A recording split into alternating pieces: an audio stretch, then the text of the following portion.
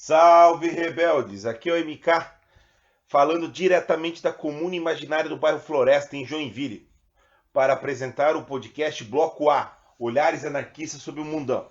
Já que o ano aí é de começo deste ano, com volta às aulas e tudo mais, nada melhor do que começar falando sobre pedagogia e história da educação, e em especial um diálogo com o anarquismo.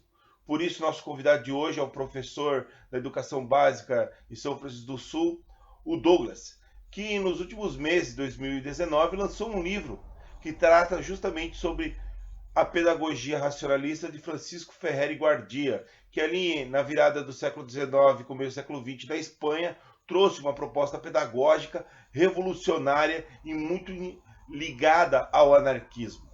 Essa pedagogia racionalista foi apropriada também por companheiros e companheiras aqui do Brasil e dos Estados Unidos, onde o Douglas vai tentar entender como que ocorreram essas apropriações. Por isso, vamos deixar aí um bate-papo de 1 hora e pouco para a gente sentir um peso da importância e também o que esse livro do POF pode trazer para nós pensarmos algumas coisinhas, tanto do passado quanto do presente. Valeu, rebeldes! Salve, rebeldes! Estamos aqui hoje com o Douglas, que vai falar um pouquinho aí sobre a sua pesquisa em torno de Ferrer, pedagogia racionalista, e como ela repercutiu tanto nos Estados Unidos, no Brasil e na Espanha, né? E aí, Douglas, tudo bem? E aí, beleza, Michael? Cara, eu acho que antes de começar entrando diretamente aí já no seu trabalho, tu poderia contar um pouquinho aí o que entrou primeiro na sua vida? A docência, a vida de professor, o desejo de ser professor ou o anarquismo?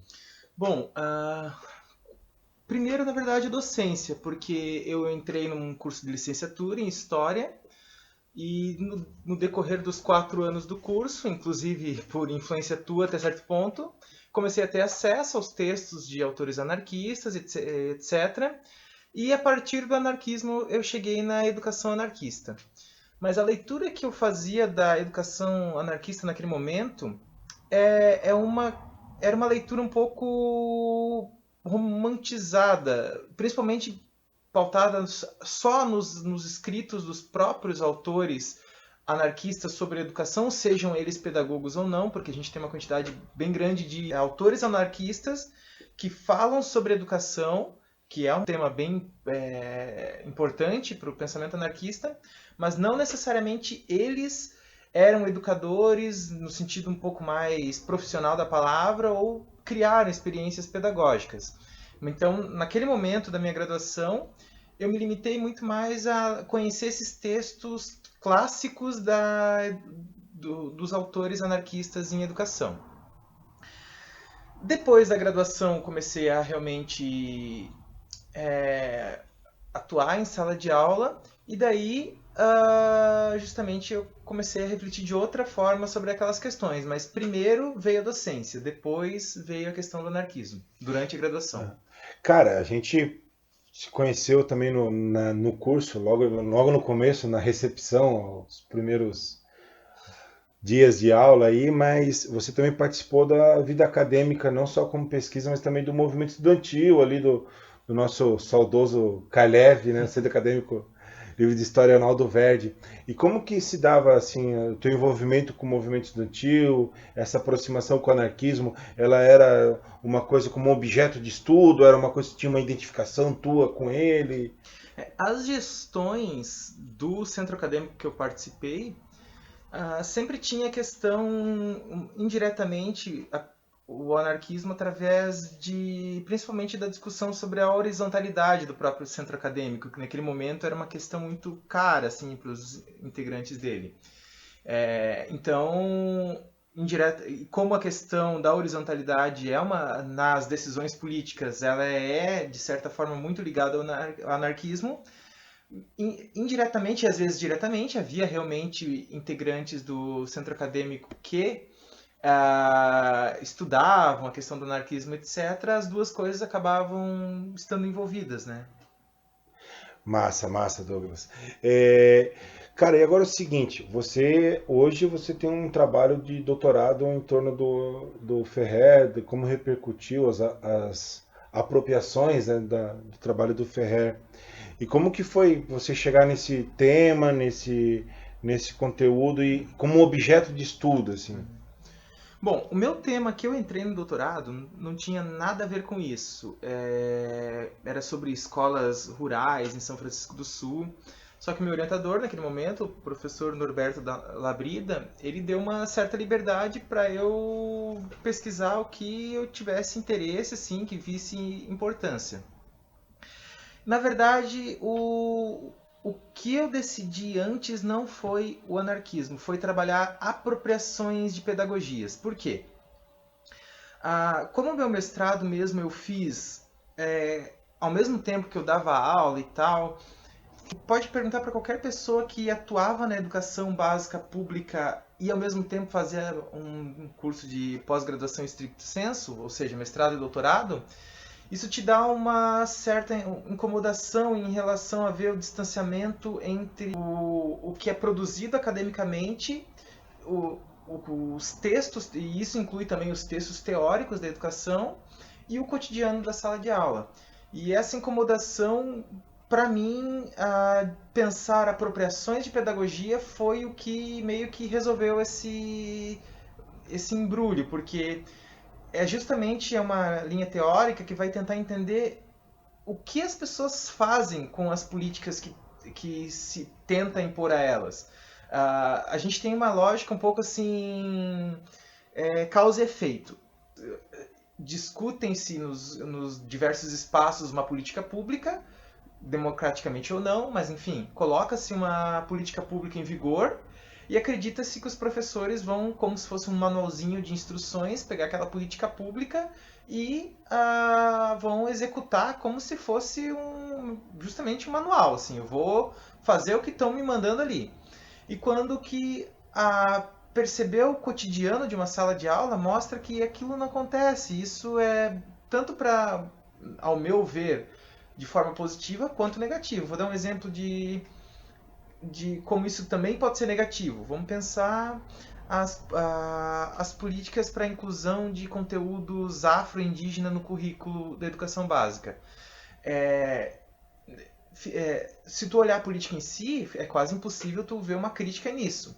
Agora, se você vê como que isso pode ser colocado em prática ali dentro das quatro paredes da sala de aula, pode ser muito negativo, dependendo da forma. Isso existem pesquisas, inclusive, especialmente na Federal da Bahia, que mostra como que, por essa obrigação de discutir esses conteúdos, existem professores que acabam piorando a situação, que talvez se eles não tratassem daquele assunto ia ser um pouco melhor, justamente porque isso foi uma apropriação, não se pegou. Eles não pegam simplesmente a lei e executam como se fosse uma ordem completa. Eles vão se apropriar, vão usar as referências deles. No caso específico, por exemplo, da cultura indígena e afro, a gente tem um problema muito grave com algumas questões ligadas à religião, propriamente dita, que fazem com que uma política bem intencionada acabe virando algo negativo dentro do contexto da sala de aula. Então, esse foi meu interesse inicial. Não em entender os textos teóricos, mas ver como que esses textos teóricos são consumidos pelos professores e são ressignificados. E aí entrou a questão do anarquismo. Eu tive acesso a alguns documentos. Quando eu estudei o Ferrer e Guardia, naquela época da graduação, eu me limitei, como eu comentei antes, aos textos teóricos. Eles são panfletários, eles são textos que defendem uma dada pedagogia. Não mostram o que acontecia no contexto daquelas salas que usavam aquela pedagogia. E eu encontrei daí, isso é um material preparado pela USP, e que tinha alguns documentos de como funcionava uma escola racionalista no Brasil. Então daí, com isso, eu comecei aqueles documentos me despertar esse interesse. Na verdade, juntou aquele meu interesse antigo pela educação anarquista com o meu interesse recente, que era entender esses processos de como as políticas públicas ou as normativas, as recomendações pedagógicas, como que elas realmente acontecem dentro de uma sala de aula. E assim que surgiu a ideia Depois eu acabei tendo contato com alguns documentos sobre a escola moderna de Stelton, em Nova Jersey, que daí juntou as duas coisas e assim surgiu a ideia da tese que depois virou livro. Douglas, antes da gente entrar na tua tese, no teu trabalho e tal, Tem uma coisa que eu sempre achei muito, muito curiosa, assim, muito representativo de quem tu é, né? Porque quando a gente estava lá no movimento estudantil, você vinha domingo de manhã da Barra do Sul, que é um município aqui que dá uns 30, 40 minutos de moto, de carro, debaixo de chuva, debaixo de sol quente, para fazer reunião política anarquista, né? E, e na tua trajetória depois de sair da universidade como graduando, você continuou morando na Barra do Sul, trabalha na rede municipal de São Chico, dá aula na rede privada de Joinville.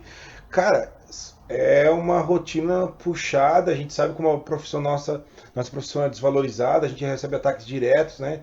Materiais e tudo mais.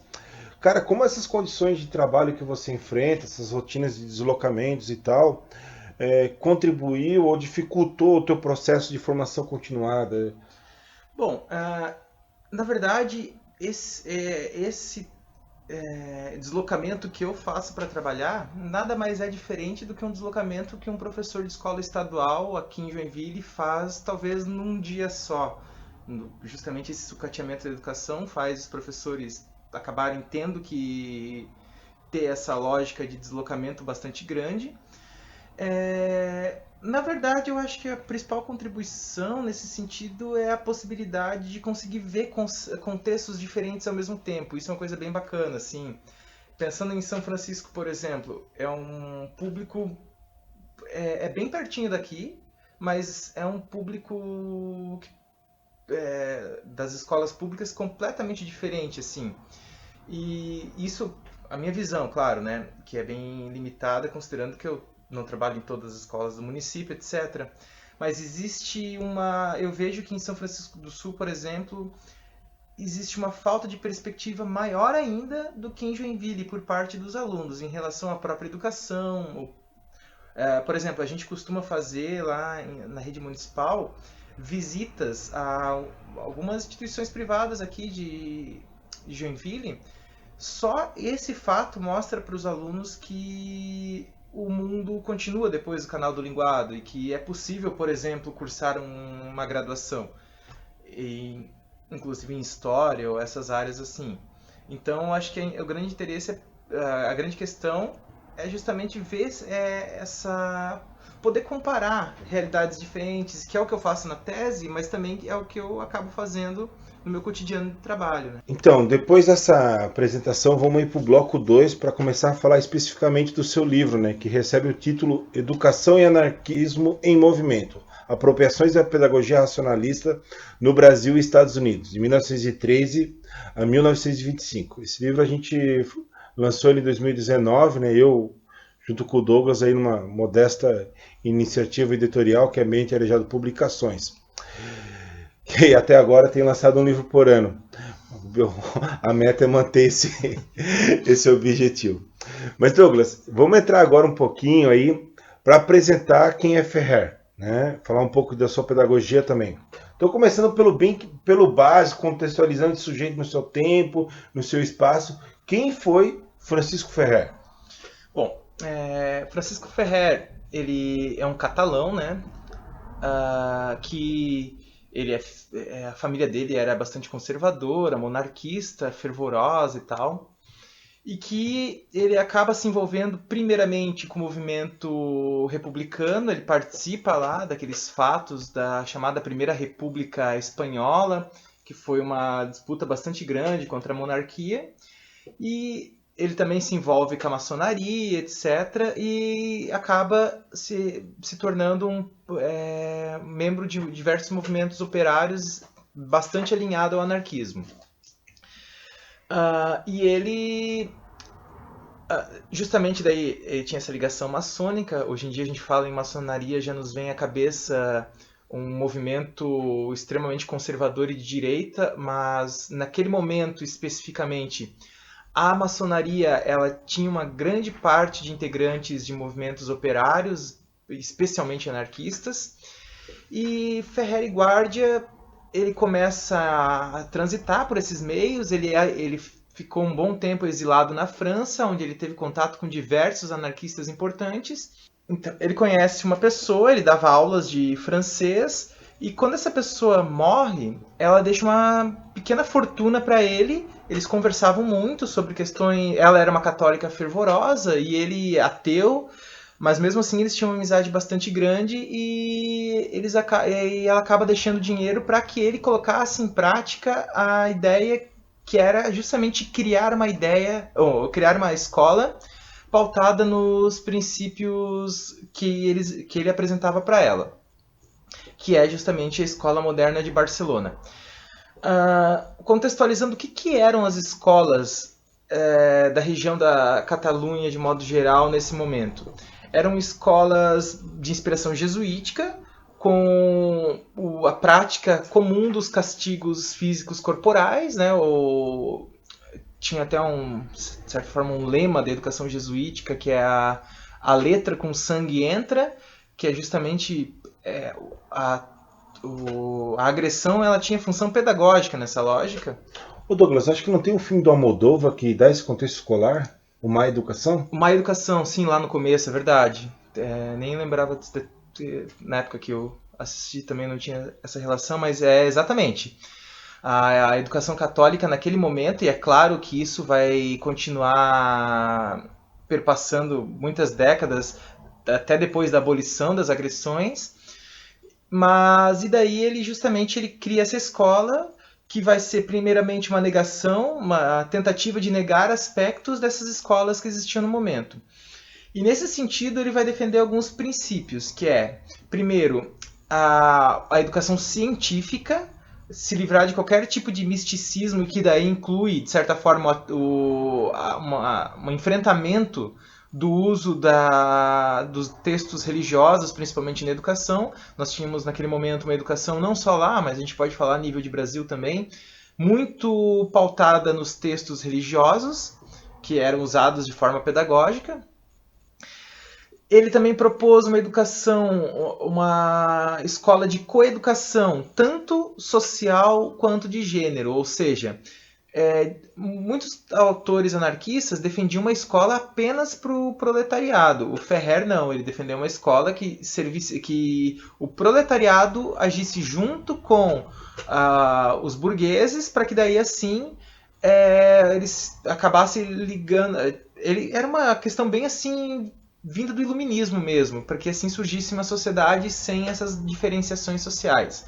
E também de gênero, porque era uma questão assim que estava quase que ligada à educação científica. Não haveria por que, cientificamente, se criar educações diferentes para homens e mulheres. E daí também, por fim, a questão do higienismo, que era uma questão bastante cara no momento. Não é aquele higienismo no sentido de que a gente vai ter ali, por exemplo, no Brasil do início da República, de tentar uma certa eliminação de pobres. Era um higienismo mais no sentido... de saúde pública. Isso, exatamente. De saúde pública, onde as práticas de higiene, elas eram... especialmente por conta, de certa forma, até da própria Igreja Católica, e a falta de conhecimento das doenças faziam com que as pessoas não tivessem resistência a muitas práticas de higiene. E daí, isso, se a gente for pensar hoje em dia, é uma prática que continua quando se quer atingir a questão da saúde. Qual que é a porta? A educação. Tanto é que o Ministério da Educação, até certo tempo, até algumas décadas atrás no Brasil, era Ministério da Educação e Saúde, porque ali era a porta da entrada. Quando existe alguma epidemia em uma determinada cidade, qual que é o lugar onde vai ocorrer as palestras? Na escola, porque daí os filhos levam para os pais, e daí assim os pais acabam sendo educados também. E essa é a lógica da educação pautada na higiene da Escola Moderna de Barcelona. Tanto é que haviam... como se fossem palestras dominicais. A escolha do dia não é coincidência, justamente para criar um certo enfrentamento à própria missa católica, onde eram discutidos esses temas de higiene e entre outras também, justamente por conta disso. Era uma questão de sobrevivência E daí também entra a questão do neomalthusianismo, que o excesso, a superpopulação nesse momento também é uma questão de sobrevivência da própria classe operária e também uma forma de atingir o que Marx chamaria de exército industrial de reserva, e assim melhorar a qualidade de vida da própria classe trabalhadora. Tá, então, daí Francisco Ferrer, ele cria essa escola, e isso obviamente desagrada bastante pessoas, especialmente as ligadas à Igreja Católica, que tinha um grande poder na Espanha naquele momento, e ele acaba sendo acusado de ter, de certa forma, orquestrado a chamada Semana Trágica de Barcelona, que foi um evento, não vou entrar em detalhes aqui, mas que houve bastante confrontos entre o governo e a população, muitos mortos, e que tinha a ver até com a questão do recrutamento de pessoas da Espanha para lutar no Marrocos, e isso acabou, toda essa questão, de alguma forma, ligaram o Ferrer e Guardia à Semana Trágica de Barcelona. Até tem uma questão engraçada aqui, que foi a segunda vez que Ferrer e Guardia foi acusado de um crime. A primeira foi de ter supostamente participado de uma tentativa de assassinato de um membro da família real espanhola. Alguns autores acreditam até que talvez ele tenha participado realmente dessa tentativa, mas que não a Semana Trágica de Barcelona, que foi o que ele foi realmente condenado, não existe evidência alguma dele ter participado, tanto que meses depois de sua condenação, ele é condenado e é fuzilado. Logo, muito pouco tempo depois, ele é inocentado. Chegaram à conclusão que ele era inocente, claro que não teve como voltar atrás, considerando que a pena dele foi a morte, né? Ô Douglas, em relação à execução, o julgamento, né, tudo armado, né, falta de provas e tudo mais, que é historicamente hoje sustentado com muita verdade, a gente pode usar esse termo aí, e foi um evento emblemático na história, digamos assim, da esquerda mundial, especialmente do anarquismo. Primeiro porque é importante lembrar que o anarquismo tinha uma capilaridade social muito grande na sociedade espanhola, né? Um movimento operário muito forte, adesão anarquista muito forte, junto ao movimento operário. E também parece que esse foi um tema que mobilizou a classe operária, identificada ou não com o anarquismo, no mundo todo, né? Em solidariedade ao Ferrer. É um detalhamento, mas se tu pudesse falar um pouco sobre... Bom, a execução dele, na verdade, não só a classe operária, mas dois grandes grupos, a classe operária e a classe intelectual, mundiais, foram mobilizadas pela execução de Ferrer. Isso desde o julgamento, não só com a execução, mas desde a prisão dele, etc. E essas pessoas... E o mais interessante é ver a heterogeneidade de pessoas que se envolveram e militaram contra a execução dele. Desde, obviamente, os grandes nomes anarquistas, Emma Goldman, por exemplo, até alguns nomes inusitados, como tem um autor de ficção científica do início do século XX, como é que é o nome dele? O H.G. Wells? Wells, exatamente. Wells, Cesare Lombroso, por exemplo. O Lombroso? O Lombroso foi um dos que assinou manifestos contra a execução de Ferrer, porque justamente a questão não era necessariamente um anarquista que estava sendo executado, mas um intelectual. E... Mas é doido pensar no Lombroso, né? Sim, é. O Lombroso é um cara da criminologia, acho que ele é tido como o pai da criminologia, que vai escrever um livro comprovando, entre aspas, cientificamente, que era possível identificar pelo tamanho da massa cefálica da cabeça, exatamente, se o cara era um assaltante, se o cara era um anarquista, né? É irônico. Exato. Parece um apego à ciência daí, né? Isso, aí entrou um corporativismo científico. Isso, assim. Exatamente. Assim, a classe intelectual passou a militar e, é claro, a operária, né? muitos panfletos foram publicados, livros, e até tem um que ficou bastante famoso, que foi assinado por vários intelectuais, o Wells, eu acho que nesse o Lombroso também assina, o pessoal da Escola Moderna de Stelton, onde também as próprias gravuras colocaram a Ferrer assim, quase que como um mártir católico. Eu não sei se ele gostaria muito de ser representado tão perto de uma figura, um santo católico, mas enfim, foi uma mobilização muito grande em praticamente todos os continentes, até mesmo na Ásia.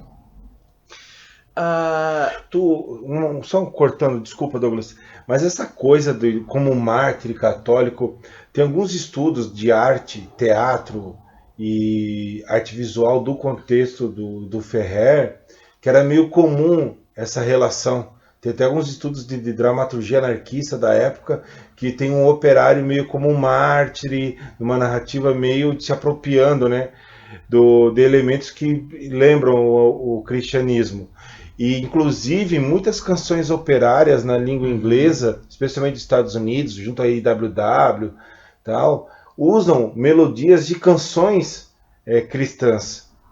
E aí, subvertendo a letra, né? Sim, sim. Como eram músicas de domínio geral da classe operária, colocava em um enredo de emancipação da própria classe. Antecipando até uma discussão que provavelmente vai surgir depois, isso aconteceu bem forte também com os judeus, os judeus anarquistas, que a gente, e eu até se aprofundar um pouco mais nessa questão, nós entendemos os judeus necessariamente como pessoas que seguem a religião, o judaísmo, né?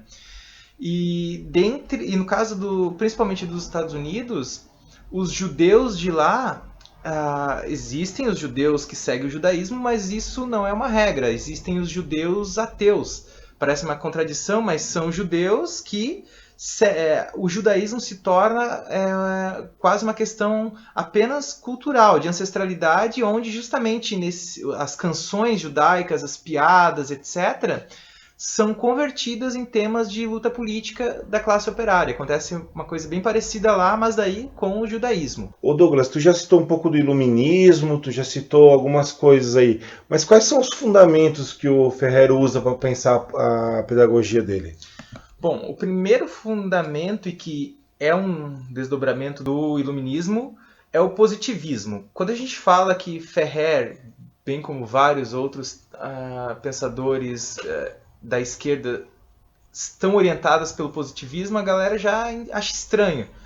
Porque pra gente, convencionou-se que positivismo é o quê? É um apego à ordem, a questão... A gente entende positivismo como aquele positivismo militarizado dos militares que proclamaram a República no Brasil. E ele é muito mais amplo que isso. Primeiro que o positivismo surge como algo revolucionário, inclusive. Se a gente pensar que o positivismo, ainda lá na época do iluminismo, de Condorcet, etc., ele surge como uma forma de deslegitimar uma nobreza que criou uma lógica de que só porque uma pessoa é filha de outra, ela vai ter mais direitos que uma outra pessoa. O positivismo é a arma para desconstruir essa questão, ou seja, surge de forma revolucionária. Um dos primeiros autores a trabalhar essa questão, inclusive, é o Saint-Simon, que é um dos os chamados socialistas utópicos. E depois aí tem o positivismo do Comte, que inclusive era uma espécie de secretário do Saint-Simon, e que vai trazer uma outra visão, aí sim conservadora, que vai ter uma certa aversão às transformações e à revolução. Mas o positivismo, que daí essa vertente mais revolucionária, ela vai continuar. Ela ficou meio esquecida porque o Comte acaba tendo mais evidência, mas o positivismo continua também tendo outras vertentes. Tanto é que a nossa própria... o nosso ordem e progresso da nossa bandeira brasileira, a frase original é o amor por princípio, a ordem por base e o progresso por fim. O amor foi considerado revolucionário demais, talvez, pelos primeiros republicanos, mas enfim, O positivismo vai ser a grande matriz intelectual de Ferrer e Guardia, da onde ele vai tirar a questão do pensamento científico como princípio das coisas, isso pensando na educação, né? A grande referência dele é justamente o pensamento positivista, especialmente o que era praticado na Espanha, que já era uma apropriação do positivismo alemão. É bem distante do positivismo francês de Comte, de certa forma. Douglas, e nesses fundamentos, além do iluminismo e do positivismo, o Ferrer tinha um diálogo com autores anarquistas? Como que o anarquismo entra aí no pensamento dele? Bom, ele vai ter ele vai comendo pelas beiradas. Ele vai ter um contato bastante grande com Paul Robin, com diversos anarquistas bastante importantes para a história do movimento, mas por conta isso, pensando no momento em que ele já estava lá com a sua escola e tal, ele vai tentar se distanciar da palavra anarquista, não do anarquismo. Tanto é que nos textos dele, nos textos produzidos pela escola, a questão do anarquismo é trabalhada sem citar a palavra. Tem um momento durante a defesa dele, antes de ser executado, inclusive fala que me acusam de anarquista, mas porque anarquista era considerado quase que uma ofensa, assim. Mas se ser anarquista é lutar por uma sociedade sem preconceitos e mais justa, então eu realmente sou um anarquista. Mas na obra dele, assim, parece que ele tenta ficar um pouco em cima do muro, nesse sentido, em usar o termo, não em cima do muro em sua militância. Sua militância continua. E daí também um anarquista importante, assim, pensando agora na própria escola, vai ser o Juan Grave, e ele vai ser um dos que vão, inclusive, trazer essa forma de discutir o anarquismo sem ser um panfleto revolucionário, que é um dos livros que era mais utilizados na Escola Moderna de Barcelona, é As Aventuras de Nonono, que é uma história infantil. Tu teve acesso ao livro? Eu nunca vi esse livro. Tem em espanhol, posso até passar depois. É legal? É uma história assim infantil. Nonono é uma criança e tal. Daí de repente ela é transportada lá para um mundo que seria um mundo capitalista. E daí ela vai vendo os problemas desse mundo capitalista, os militares, o clero.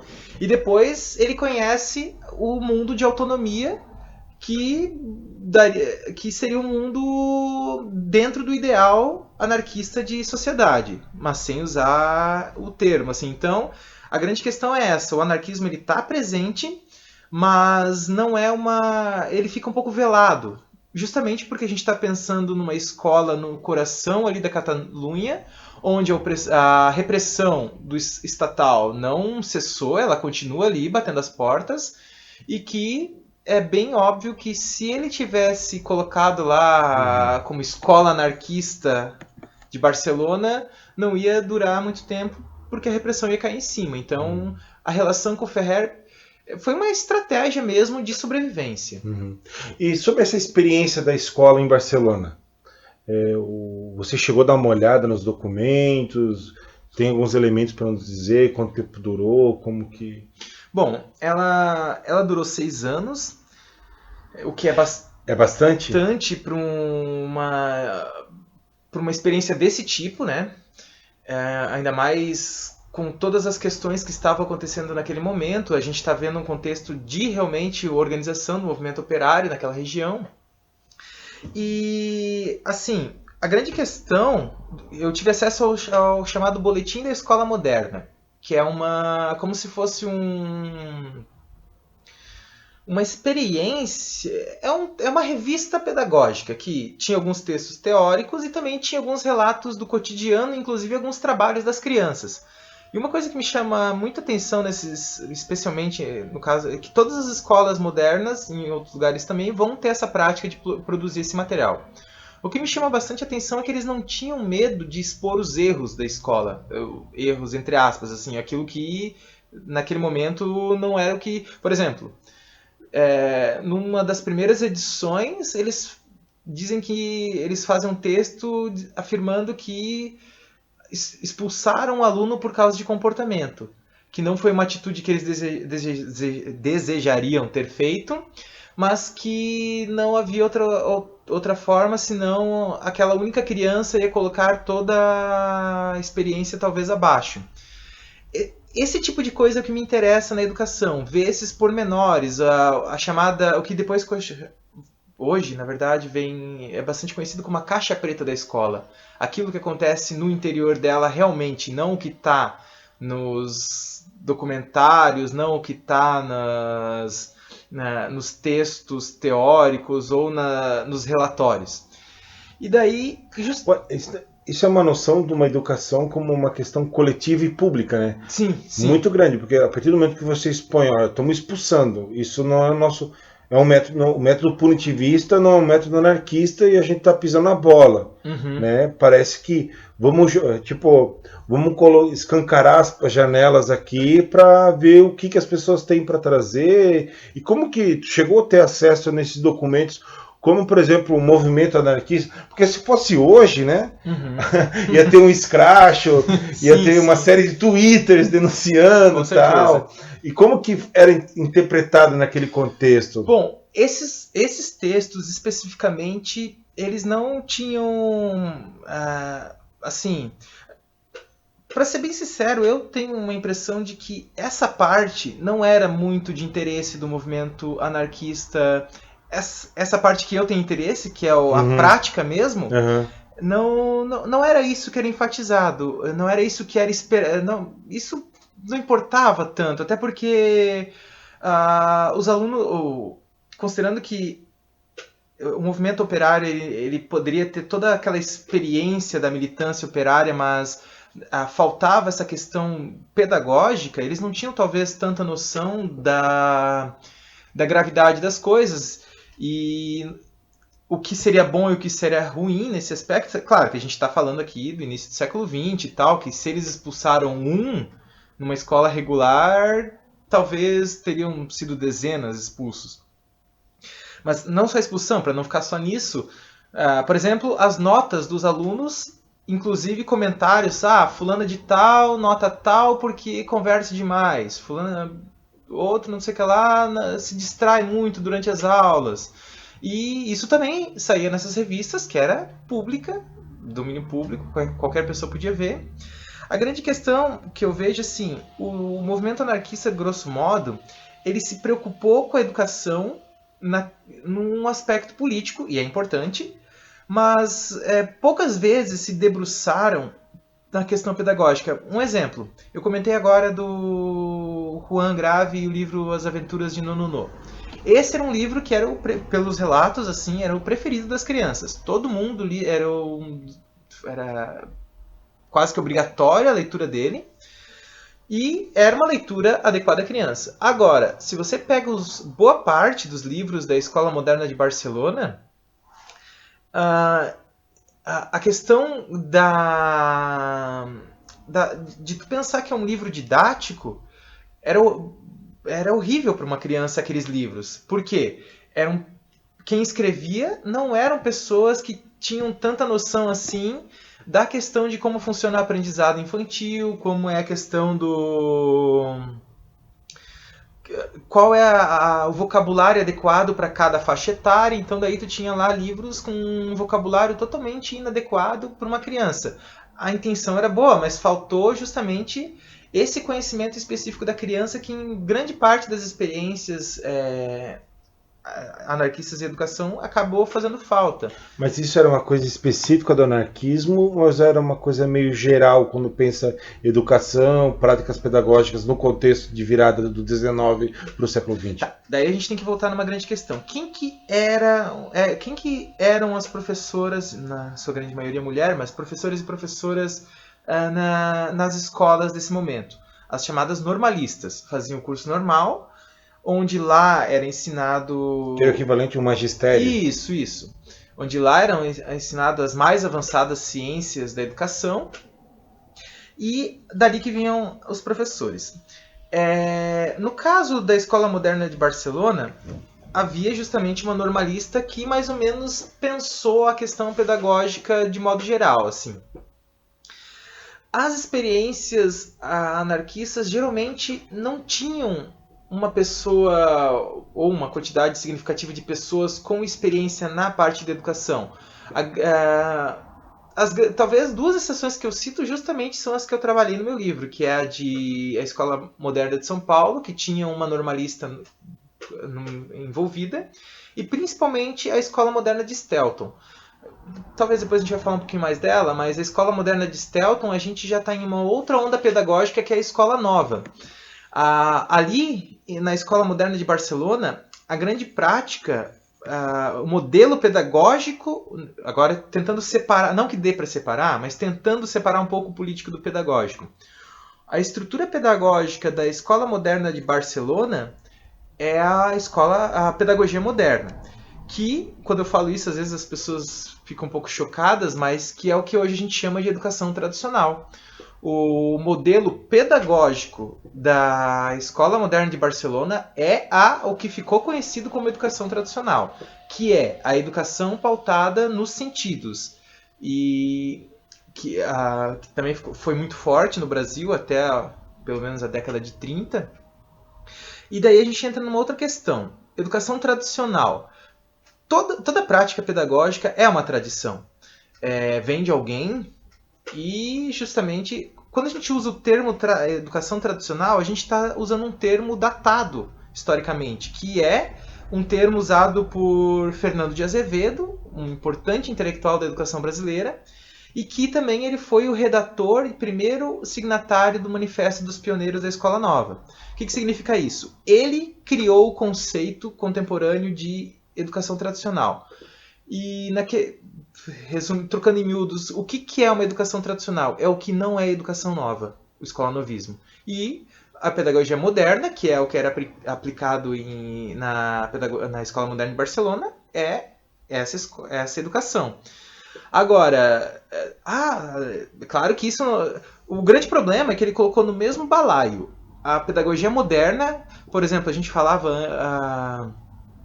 Quando a gente entra numa sala de aula hoje em dia e vê educação infantil e vê uma professora com aquela atividade lá de pegar, vendar a criança, pegar vários tipos de comida ou de doce, etc., colocar na boca dela e ela dizer se aquilo é azedo, se é salgado, se é doce, aquilo é pedagogia moderna, é pedagogia tradicional. E se tu pergunta para alguém, não, isso aqui é uma coisa muito legal. Se é legal, não é tradicional, mas o legado da educação tradicional, da pedagogia moderna, que é a pedagogia tradicional, ela está o tempo inteiro. A gente tem práticas da pedagogia tradicional o tempo inteiro. E a escola, o único problema é que a gente criou uma lógica de tentar separar e negar essa raiz nossa, mas nós temos ela. E a pedagogia anarquista se apropriou e muito nesse pensamento principalmente de um educador chamado Henrique Pestalozzi, que é o aprendizado através do toque, de ver. E, aliás, essa é a grande herança do positivismo para a educação.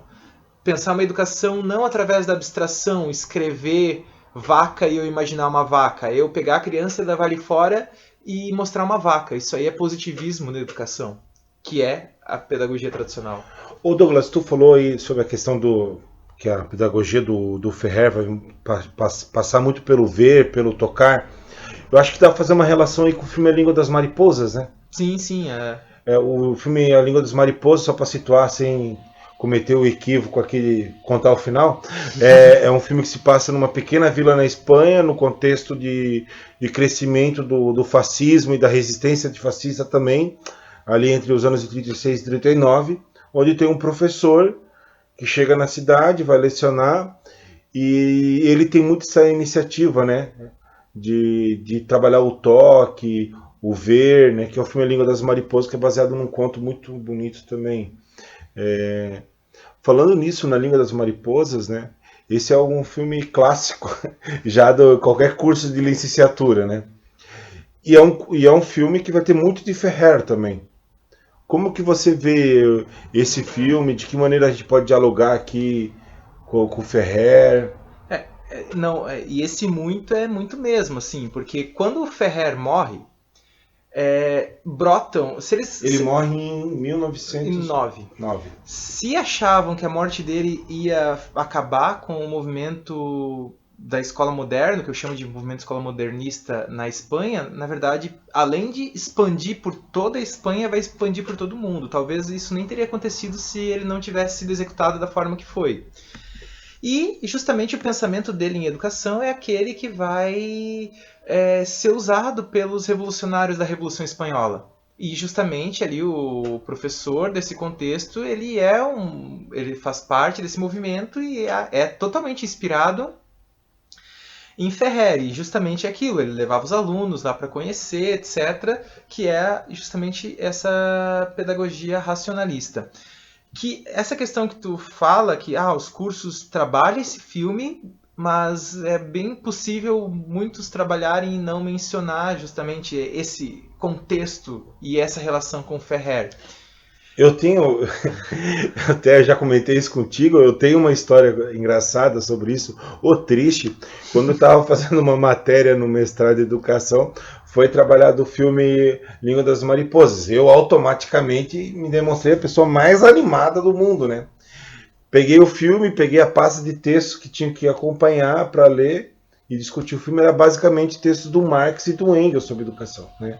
A gente sabe que Marx e Engels, né, aí não vou entrar no mérito de fazer uma discussão aqui das divergências históricas entre eles e nós, mas assim, pouco escreveram e pouco pensaram a educação, né?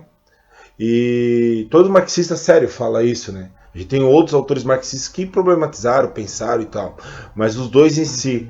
E eu fiquei muito chocado quando, vai discutir um filme com A Língua das Mariposas, que tem Ferrer adoidado, e a referência bibliográfica é basicamente Engels e Marx, né?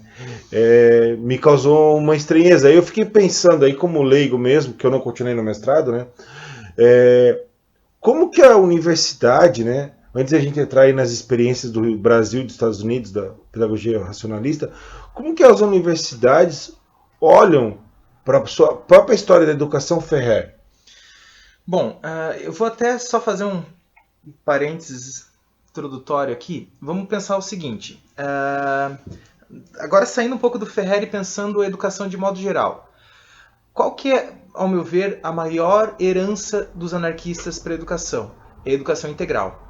A educação integral foi sistematizada por Paul Robin, justamente na Internacional, e depois foi também, quando foi redigido o Manifesto pela Educação Integral, Marx, inclusive, apoiou enquanto participante da Internacional, né? Só situando, a gente está falando aí da Associação Internacional dos Trabalhadores, surgida nos anos 60. Isso, o Congresso. E que durante o Congresso foi decidido qual que seria o ideal de educação da classe operária. A escolha foi pela educação integral, uma proposta essencialmente anarquista, por mais que se inspire em outros teóricos, é uma proposta essencialmente anarquista, e que foi decidida que seria o ideal de educação que a Internacional defenderia. A partir disso, o modelo de educação... O que é a educação integral? É pensar uma educação através de 3 aspectos. A formação física, e quando eu digo física, envolve tanto a questão do corpo, no sentido de... que a gente fala imagina educação física, já imagina exercícios e tal, mas também entra na questão da higiene. A educação moral, que é a discussão de valores axiológicos, né, ou mais filosófico-sociológica, e a intelectual, que seria justamente a questão do conhecimento científico. Essa proposta de uma educação que evidenciasse esses 3 aspectos, ela é anarquista, ela é aprovada pela associação, diversos movimentos depois marxistas, obviamente os anarquistas continuam nessa defesa, vai quase se tornar senso comum agora. Aliás, vamos agora pegar um documento mais recente, a Base Nacional Comum Curricular, está lá, educação integral o tempo inteiro. Só que essa referência aos anarquistas como os grandes defensores da educação integral, e da onde vem isso, foi apagado. Não é citado quase nunca assim, em textos especialmente marxistas ou até na própria BNCC. Mas aí se mostra um pouco isso que tu começou a falar, que é um certo apagamento, não apagar a teoria, mas tentar apagar a autoria dela. A questão do Ferrer, né, pensando assim no meio intelectual, o próprio Paulo Freire, segundo um relato de Ramon Flecha, quando ele foi para a Espanha, ele desceu do aeroporto e ele já tinha feito algumas leituras e quis lá se aprofundar justamente em Ferrer e Guardia, por conta justamente de ele não ter sido simplesmente não no sentido menosprezando, mas ele não foi apenas um teórico. Ele foi um cara que foi lá, ele pouco foi de teórico. Ele tentou, na verdade, executar aquilo, todos aqueles pensamentos em educação que ficava no limbo, nos textos acadêmicos ou panfletários, ele tentou colocar em prática. E daí, agora, depois dessa longa introdução, chegando na universidade, a questão é justamente o apagamento significativo. Lembra que eu comentei agora há pouco de Fernando de Azevedo? Ele tem um livro chamado A Cultura Brasileira. Nesse livro ele conta, a visão dele, obviamente, a história da educação brasileira. Ele vai lá falar dos jesuítas, vai falar um monte de movimentos que surgiram, as escolas, a escola nova, etc. E as escolas anarquistas e operárias, que foram muitas, ele não cita nesse livro. Ele é um livro assim gigante, ele é um livro memorialista mesmo, citando as experiências, mas ele não cita as escolas anarquistas. Então é muito claro que houve um certo apagamento nas últimas décadas em relação ao esse anarquismo. Seja esse apagamento que eu comentei antes de ignorar, ou intencionalmente ou não, a fonte anarquista de algumas reflexões, como é o caso da educação integral, ou realmente fingir que não existiram aquelas escolas. Escolas muito menos importantes que a escola moderna número 1, que é a principal escola baseada no pensamento de Ferrer brasileira, escolas muito menos significativas estão nessa cultura brasileira, e a escola moderna de número 1 de São Paulo não. Ou seja, houve uma intencionalidade nesse apagamento. Então, Douglas, vamos agora para o nosso último bloco. E aí falar um pouquinho de como que ocorreu a apropriação da pedagogia racionalista em outros lugares. Mas antes de começar a falar da experiência do Brasil e dos Estados Unidos, cara, hoje tem uma questão conceitual e que eu acho interessante, que você usa de modo positivo o termo apropriação. Né? O que significa esse termo apropriação, de onde vem e como que você usa ele? Bom, o termo apropriação ele é inspirado principalmente no pensamento de Michel de Certeau, que é justamente um jesuíta, inclusive um historiador muito importante para a teoria da história, e que é justamente pensar em como as pessoas ressignificam o que é colocado para elas. Como que as práticas culturais... Um exemplo que eu já dei aqui. Quando os judeus ateus pegam aquelas práticas religiosas, dão outro significado e continuam fazendo elas, de outras formas, obviamente, isso é apropriação. Atualmente esse termo entrou na discussão intelectual, principalmente através da internet, etc., mas é com um sentido significativamente diferente. Assim. A apropriação que eu trabalho, inspirado em Michel de Certeau, é para entender justamente como é que funciona esse processo, e a partir do momento que você entende como é que ele funciona, você consegue entender melhor a realidade escolar. Você para de, por exemplo, assim, agora fazendo, de certa forma, uma crítica ao pensamento gramsciano, você... Que é sempre válido? Sim. Que a ideia de você construir um certo consenso e que a partir daquele momento aquele consenso vai ser aceito através dos intelectuais orgânicos, etc. Aquela lógica um pouco linear de como funcionam os processos pedagógicos, o conceito de apropriação trabalha com outra forma, que não se tem controle sobre o processo. As pessoas vão se apropriar daquilo da forma, de acordo com o repertório que elas têm. Eu vou começar a falar então, já que tu falou que na sequência a gente vai falar das apropriações, eu vou começar a falar então já disso, para deixar claro o que seriam essas apropriações. Vamos pensar na escola moderna de Stelton, lá nos Estados Unidos, que é uma das escolas que eu estudei e que eu discuto no livro. Essa escola, eles tiveram acesso ao livro A Escola Moderna de Barcelona, do Ferrer e Guardia, tiveram acesso aos boletins da Escola Moderna de Barcelona. Só que a experiência que eles criaram ficou muito distante daquilo que era aplicado na Escola Moderna de Barcelona. Porque eles não souberam seguir as regras, vamos colocar nesses termos? Não, porque eles pegaram aquilo e ressignificaram aquilo que eles tinham à mão. E que, nesse caso, assim, na minha leitura, gerou uma experiência até mais interessante. No caso da Escola Moderna de Stelton, os Estados Unidos já tinham uma grande influência da pedagogia da escola nova, então surgiram umas coisas bem bacanas em relação ao aprendizado através de oficinas e assim por diante.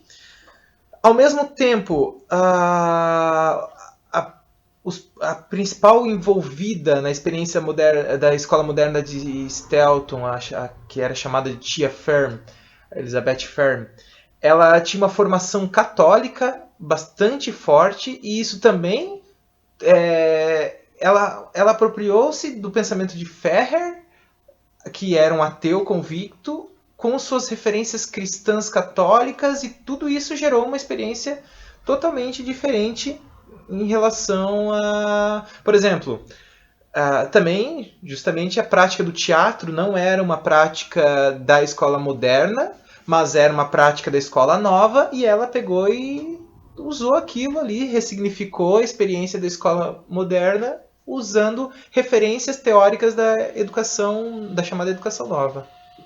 Cara, então como que era essa escola em Shelton, nos Estados Unidos? O que se tinha lá? Quanto tempo durou? Bom, porque eles ainda hoje têm resquícios dela, sim, documentais, referências. Documentais e pessoas ainda, porque existe o amigo... Quer dizer, na verdade, os descendentes... Eles criaram uma questão de memória muito forte em cima da Escola Moderna de Stelton. Hoje em dia existe uma organização chamada Amigos da Escola Moderna. Até tem pessoas que chegaram a viver na escola, mas que eram crianças ainda. A Escola Moderna de Stelton, ela é fundada logo depois da morte de Ferrer, mas daí em Nova York, ainda era a Escola Moderna de Nova York. Daí lá, quando começa a perseguição maior aos comunistas e anarquistas, ela se muda justamente para o interior. E a grande questão é que eles fizeram uma colônia em volta da escola. É que aqui, uma coisa a ser pontuada, o anarquismo nos Estados Unidos ele tem peculiaridades em relação a praticamente todo o resto do mundo. Nos Estados Unidos a gente vai ter uma presença muito grande dos chamados anarquistas individualistas, e que aqui quase que gera uma contradição, mas os anarquistas individualistas lá, eles se organizavam, eles não tinham aquela questão mais pensando na greve geral, etc., mas eles se reuniam. Eu acho que reuniam um termo melhor do que organizavam. E formavam, por exemplo, colônias. E daí, no caso, a Escola Moderna de Stelton, ela ficava como coração de uma colônia chamada Colônia Ferrer.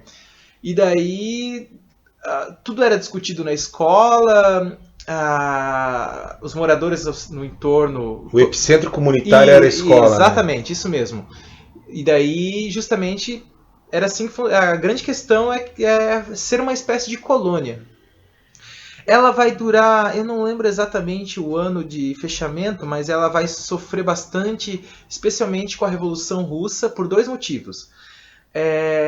Hoje, é relativamente claro para os anarquistas a questão da Revolução Russa e até a certa perseguição que houve a alguns movimentos anarquistas, mas naquele momento existia muita dúvida se os anarquistas deveriam ou não apoiar a Revolução Russa. E a colônia Ferrer, grande parte dela era composta de judeus ou russos, justamente. E muitos vão para lá, voltam para a Rússia quando começa a questão da Revolução. Além disso, foi um movimento muito forte. A própria Emma Goldman, com Alexandre Beckman, foi para lá, ficou por um período e agora acaba de sair no Brasil o segundo volume do livro Minha Desilusão na Rússia, onde ela tem um relato dela sobre essa experiência e tal.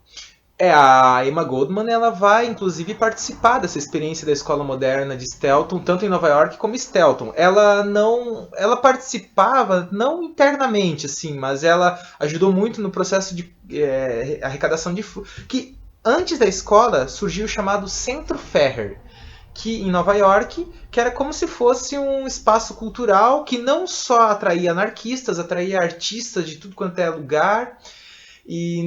E daí, justamente, ela tinha uma participação, só que ela era um pouco mais afastada. Em alguns momentos ela chega a relatar que ela não se envolvia muito porque ela era muito perseguida pelos aparelhos de repressão do Estado.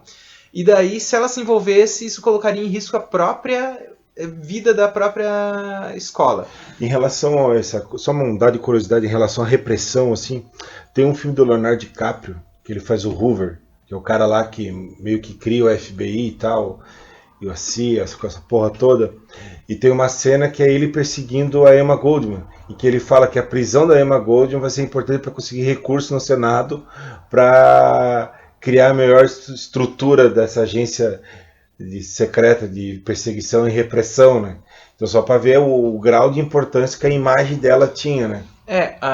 E é engraçado que a escola moderna de Stelton atraiu muitos pensadores da educação, dentre eles, por exemplo, John Dewey, que chegou a conhecer Emma Goldman, e ele até tem algumas falas sobre ela que não entendia porque ela é considerada tão perigosa por conta do governo dos Estados Unidos. O John Dewey é uma referência para o Chomsky, né? O Chomsky cita ele direto, assim, quando fala sobre educação e tudo mais.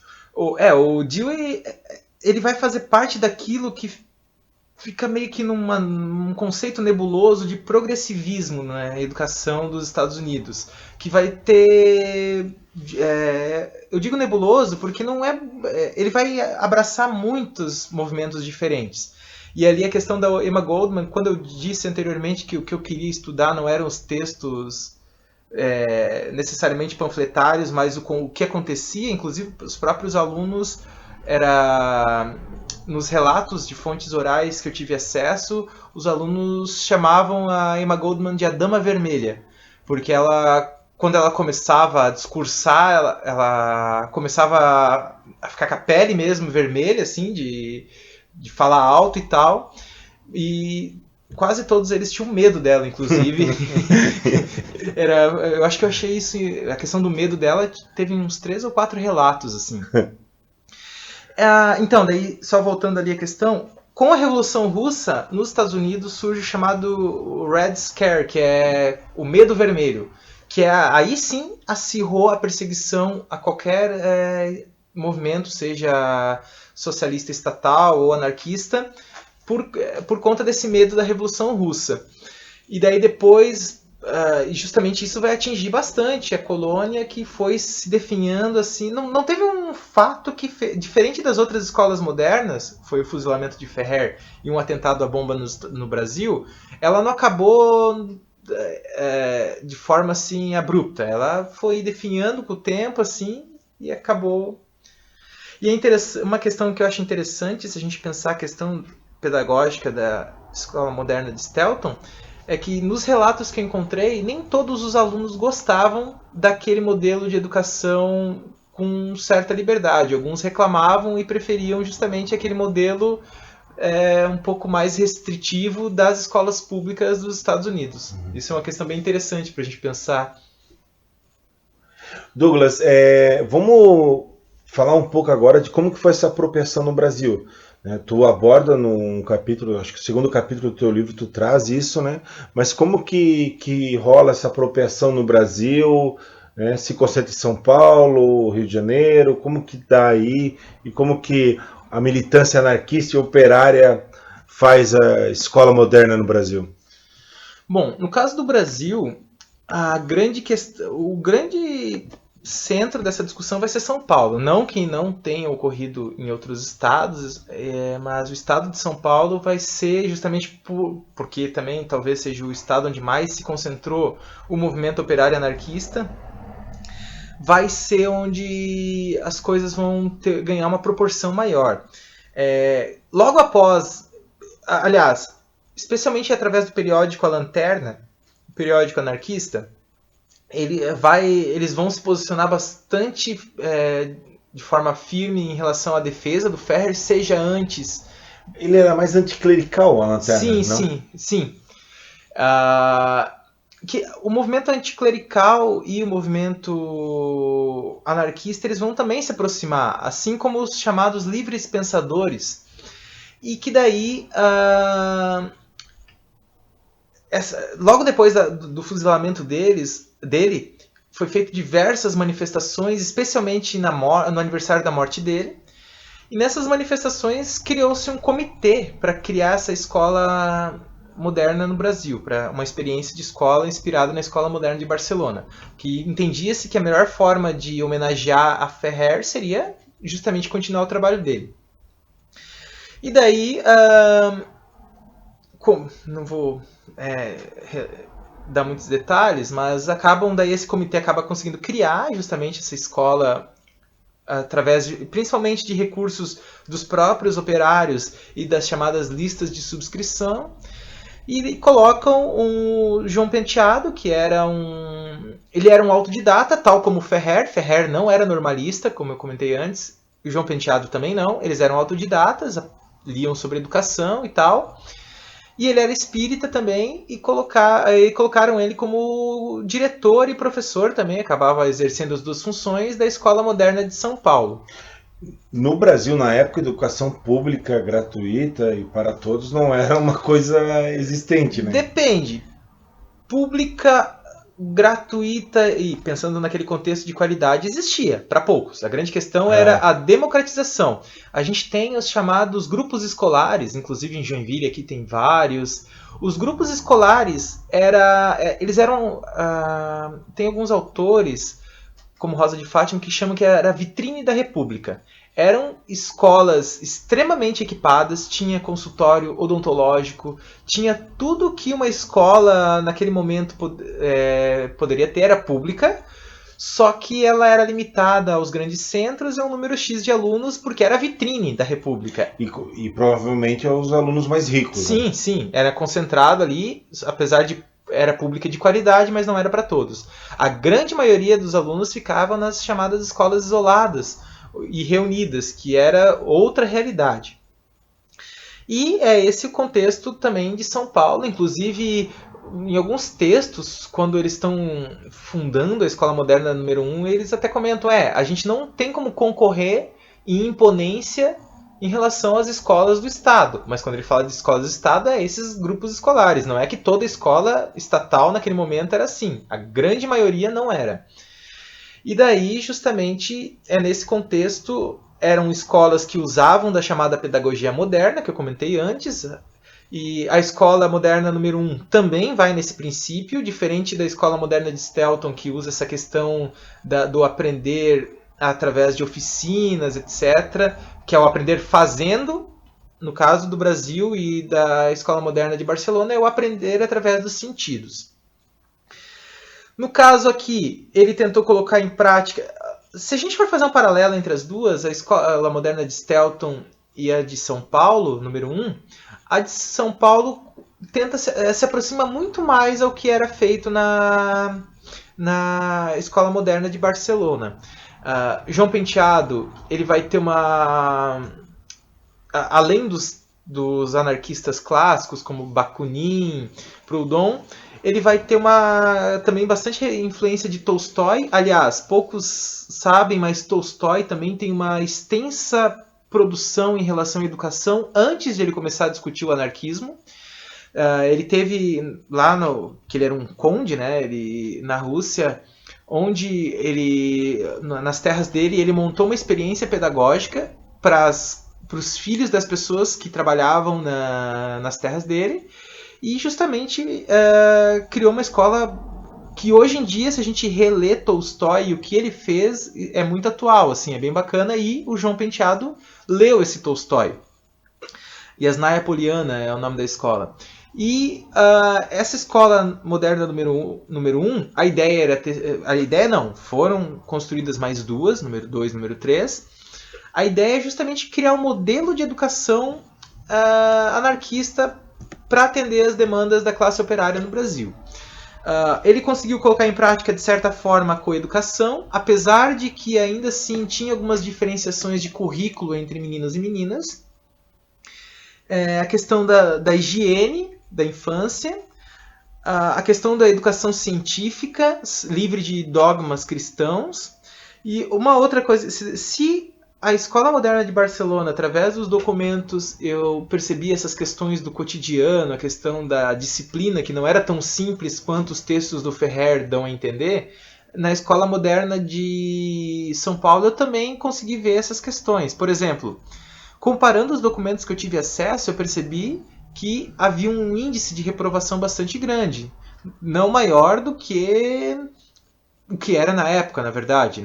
Isso aqui não podemos cometer um anacronismo de ver com os olhos de hoje.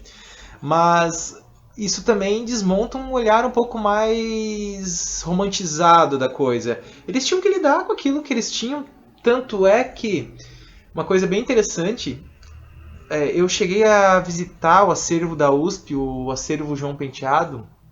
Eu achei um caderninho que até então, eu acredito que ninguém tinha trabalhado esse caderninho até então. O título dele era Recitativos Escolares. Eram textos que eram usados no cotidiano escolar, principalmente nas festas, eram lidos, eram poemas de autores parnasianistas, e provavelmente era o que era usado em sala de aula, e alguns textos não tinham autoria. Eu não sabia, eu olhei, alguns tinham quem era o autor, outros não. Eu fui tentar descobrir quem era o autor dos textos sem autoria, e era nada mais nada menos que Olavo Bilac. Olavo Bilac, ele, dentre outras coisas, ele é considerado o pai da poesia infantil, porque ele foi o cara que teve a ideia de certa forma, tornar a poesia acessível aos jovens e produzir material didático nesse sentido. Só que ao mesmo tempo também ele era um ferrenho inimigo tanto do anarquismo quanto do próprio espiritismo. E João Penteado, não sei se eu comentei anteriormente, ele era espírita. E aí entra essa questão da apropriação. Os valores espíritas dele vão influenciar a forma que ele vai tocar a escola e o próprio currículo, etc. E esses textos sem autoria era justamente do Olavo Bilac. Por quê? Vamos imaginar que essa escola teve que lidar com o que ela tinha disponível. E se precisa ser Bilac, que claro que não era qualquer texto, né? Não eram os textos mais nacionalistas dele, eram os textos mais assim, falando sobre natureza e coisas assim. Mas, de qualquer forma, essa escola usava os recursos das escolas estatais. A sua forma, obviamente. Ele ressignificava aquilo também, mas era usado. Tanto é que, naquele momento, na história do Brasil, na educação, era muito comum as festas escolares.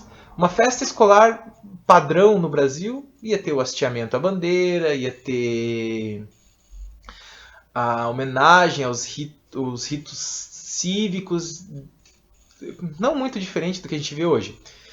Na Escola Moderna número 1 tinha essas festividades, só que era totalmente diferente, ressignificada. Era lido textos, inclusive alguns textos que falavam muito da questão operária, muitos textos contra a guerra. A gente estava no contexto da Primeira Guerra Mundial e era muito comum ter textos discutindo a relação do capitalismo com a guerra. Então, basicamente, a Escola Moderna número 1, ela vai se apropriar do pensamento do Ferrer e vai também dá o seu jeitinho dentro do contexto brasileiro. Ah, ela é fechada por conta de um dos integrantes da Escola Moderna número 2 ter se envolvido no atentado à bomba, daí isso foi pretexto para fechar todas as escolas modernas. O mesmo cara que manda fechar a Escola Moderna número 1, Oscar Thompson, ele também vai ser o defensor do escola novismo no Brasil. Eu gosto de brincar que se o Fernando de Azevedo, através da cultura brasileira, silenciou intelectualmente a educação anarquista, o Oscar Thompson silenciou materialmente com o fechamento da escola. Douglas, última pergunta para a gente fechar aí o nosso papo, que tá muito massa, cara. Tô bem feliz. De modo sintético, cara, quais são as contribuições da pedagogia racionalista para a gente pensar de modo rebelde a educação formal de hoje e a educação não formal? Olha, quando eu vinha para cá, eu imaginava, é uma questão um pouco óbvia, ser colocado em um momento ou outro, né? Uhum. E que daí eu fiquei pensando, puta que pariu, né? Se a gente for ver só o fato de tu pensar cientificamente a realidade para se livrar de um terraplanismo, já quase que é um ato revolucionário hoje em dia, né? Mas pensando de forma um pouco menos simplista, bom, as conquistas da pedagogia racionalista, elas podem, para o nosso olhar de hoje, pode ser pequenas. Uma escola sem castigos físicos. Para nós que fomos criados numa lógica que já não tivemos castigos físicos nas escolas, isso é pequeno. Mas eu acho que a grande questão, justamente,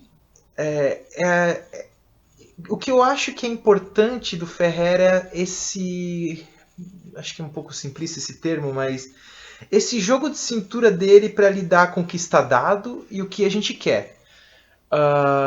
De realmente pensar as condições objetivas de transformação, o que a gente tem em mão e como a gente pode usar isso para realmente fazer minar as estruturas com base no que a gente tem aí. Ferrer, a escola dele estava lá, tudo certinho de acordo com o que a legislação da coroa espanhola exigia de uma escola.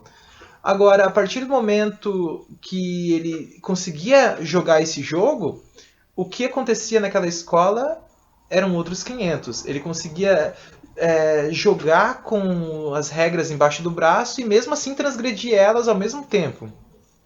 Eu acho que essa astúcia, eu acho que é esse o termo que eu estava procurando, astúcia revolucionária de Ferrer e Guardi é uma grande contribuição para a gente pensar em pequenos atos nossos que podem ajudar a pensar justamente a educação. Valeu, Douglas. Foi muito bom a conversa aqui, o diálogo, e acho que tem outros papos para a gente fazer aí, para a gente pensar, quem sabe outra hora a gente possa se reunir e fazer uma análise de conjuntura aí da educação, né, numa perspectiva rebelde, questionadora, porque é preciso. Valeu mesmo, irmão, e fico muito feliz de estar aqui, bicho. Valeu. Abraço a todos, então até a próxima.